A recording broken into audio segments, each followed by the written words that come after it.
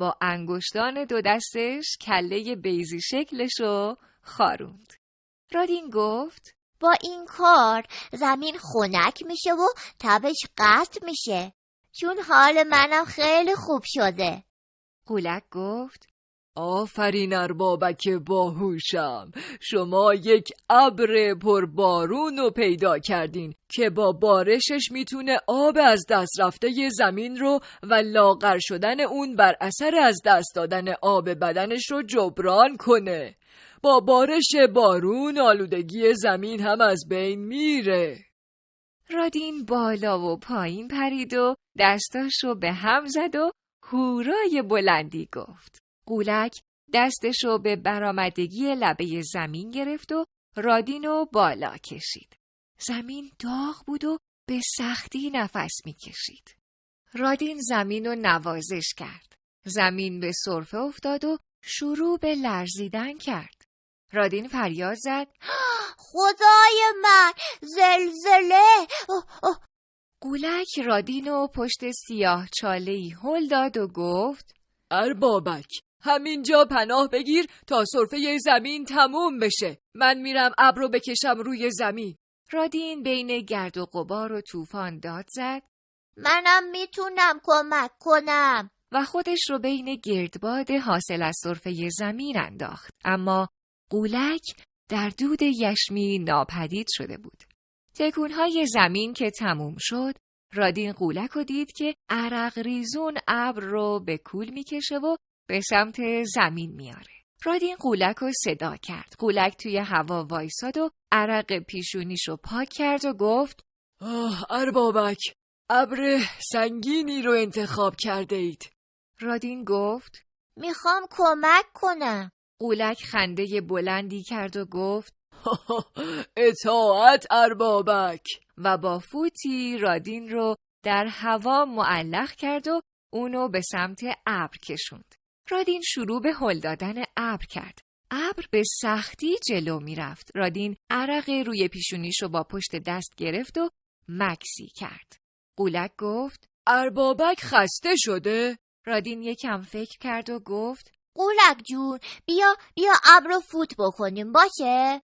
شاخ کوچک عنابی رنگی روی سر قولک سبز شد. قولک گفت به چشم ارباب، چه پیشنهاد خوبی. به به. قولک پشت ابر وایساد و فوت تندی کرد. رادین هم 2 دستشو کنار دهنش گذاشت و لبهاشو تا اونجا که جا داشت باد و فوت کرد. گونه‌هاش قرمز شدن. ابر رفت و رفت و رفت تا به زمین خورد. قولک دست رادینو گرفت و روی زمین پرید. با کمک رادین ابر رو روی زمین سر داد و روی زمین رو با ابر آبی تیره پوشوند. رادین دستاشو به هم زد و ابر ریزه ها رو تکون داد. قولک هم به تقلید از رادین همین کارو کرد. خورده ابرها به شکل ستاره یخی روی زمین فرو ریختن و ابر رو قلقلک دادن. ابر تحریک شده شروع به باریدن کرد. 3 روز و 3 ساعت و 55 دقیقه بارون نرمی بارید و ابر کوچیک و کوچیک‌تر شد. رادین که مدام خمیازه می‌کشید کنار رشته کوه کوچیکی به خواب رفت. وقتی چشماشو باز کرد از قولک خبری نبود. حوصله‌اش سر رفته بود و خیلی گرسنه بود. رادین دستشو روی کره کهنش که حالا مثل ستاره‌ای برق می‌زد کشید و آرزو کرد که زمین رو از آسمون ببینه. زمین دیگه تب نداشت و سرفه نمی‌کرد. قولک بین دودهای یشمی ظاهر شد و سلام و تعظیم کرد و ابرک کوچیک و فوت کرد و توی آسمون کنار دیگر ابرها جا داد. بعد دست رادین رو گرفت تا به گردش برن.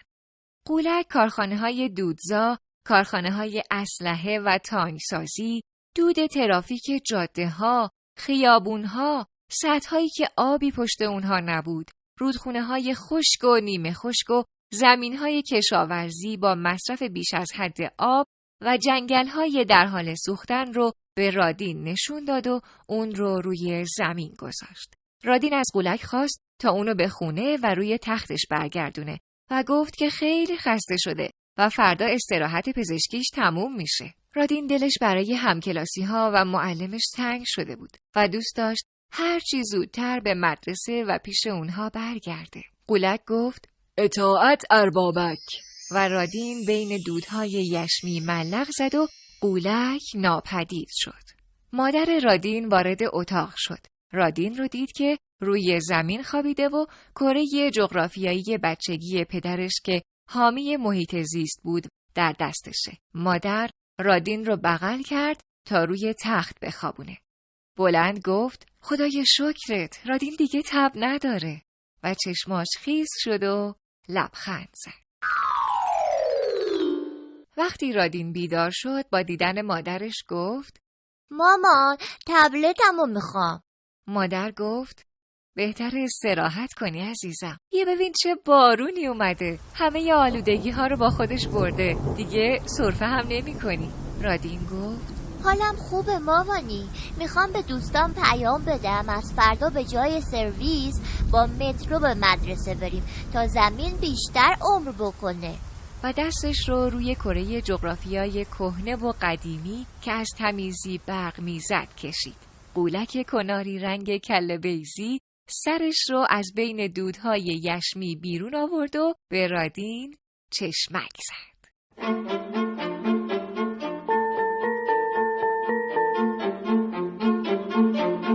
کاری از انتشارات سازمان فرهنگی تفریحی شهرداری اصفهان. نویسنده هما ایرانپور، تهیه کننده آتی جانفشان، راوی فاطمه خسروی، تولید شده در پایگاه کودک ایران صدا.